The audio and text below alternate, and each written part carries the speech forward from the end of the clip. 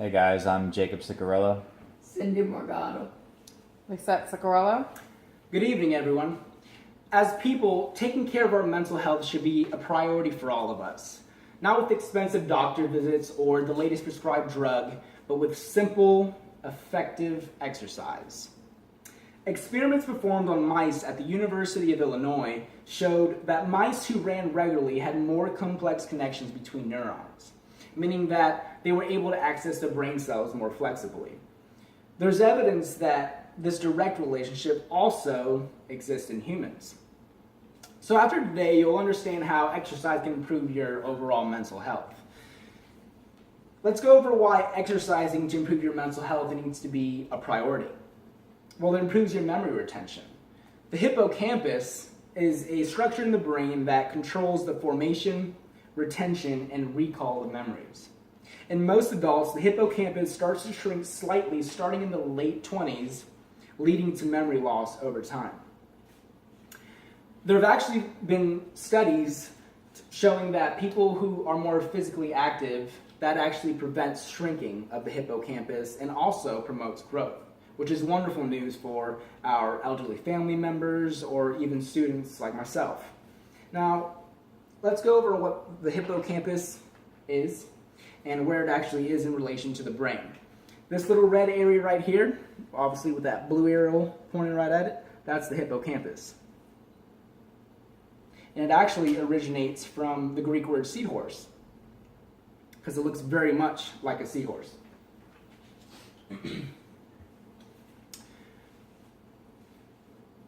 Relieving stress. Prolonged stress can lead to multiple health problems such as heart attacks and even stomach problems. That prolonged stress can lead to lack of sleep, and that can lead to anxiety and even more stress from that. People who are more physically active typically sleep better. And let me give an example on what it actually means. If you have one of those days where you're just busy running around, doing errands, getting stuff done, and finally at the end of the day you lay down in bed and you pass out and sleep wonderfully. Now why was that? It's because you were physically active. Now if you were just to implement that with a workout routine, you'd get the same results and you sleep just as well. Now that we've talked about the multiple problems, let's focus on the solutions.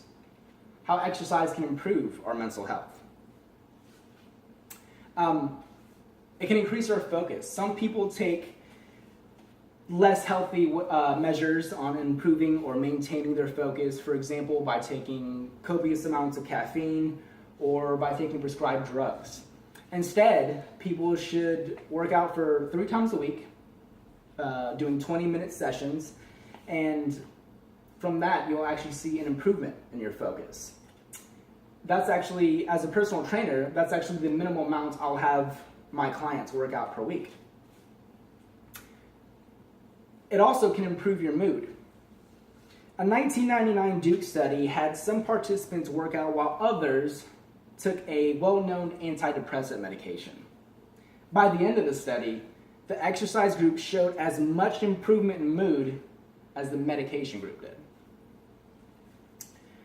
If you have stress on your mind, try boxing. It's a phenomenal way to get rid of built-up negative energy and to bring in positive energy. Now let's visualize this.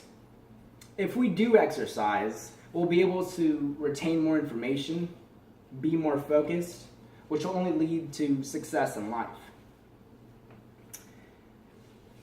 Excuse me. Many regular exercisers also find that they can focus constructively on problems during or after a bout of exercise.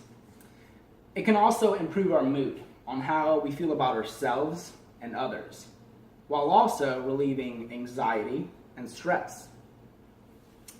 If we did an exercise, we couldn't maximize our potential physically and mentally to be the best individuals we could possibly be. We would become mindless zombies, being fed these prescription drugs to treat all of our issues. As previously mentioned, exercising is good for your mental health. And now that you're aware that it can improve your mood, your memory retention, and even your focus. Let's go over a basic boxing workout you can use anytime, anywhere, to start improving how you feel mentally and physically about yourself. So what I want to do today is go over a simple jab cross combo. Okay? Now before we get into that, I want to go over on how to form a proper fist for safety's sake. So you're going to keep your hand out just like this. You're going to tuck your fingers into your palms just like that. Excellent. Take your thumb, wrap it around your middle finger and or ring finger, and then you're going to take your fist and pretty much cock it to a 45-degree angle. Now the reason we're doing that is because it puts these two knuckles into play, and that's the only knuckles you should really be hitting with to protect the rest of your hand. So, jab cross combo. What you're going to be doing is you're going to take your forward hand, that's going to be your jab, whether you're left-handed or right-handed, it doesn't matter.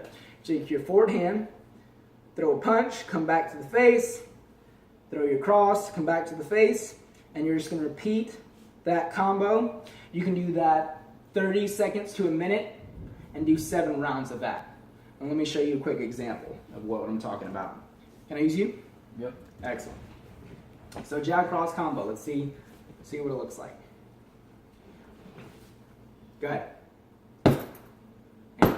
Yep, excellent. Again. Again. Thank you very much. Anytime, anywhere. Get it done, guys.